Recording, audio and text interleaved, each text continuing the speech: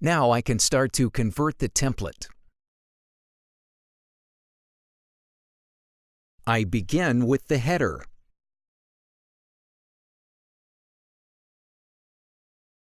I give it a name.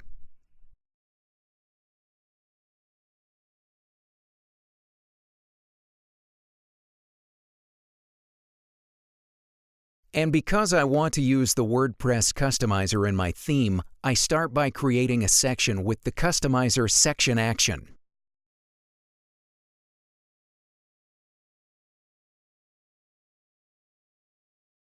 I save my project and I export it. So the section will now appear as a possible choice within the related Customizer action. Now, I add the Customizer field action to the element. I select the corresponding section and enter all the field settings.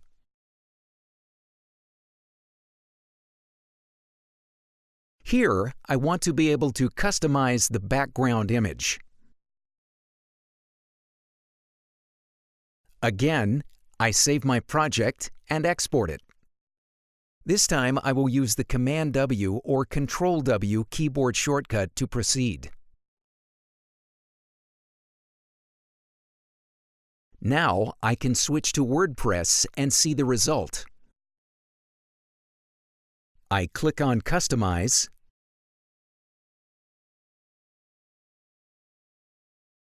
I go to my new header settings section, and now I can customize my header background image.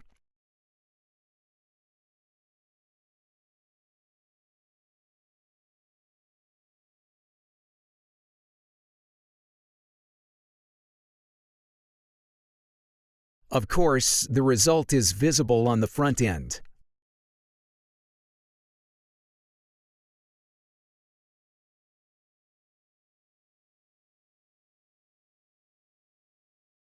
Important thing, I can also visualize the result by using the preview feature.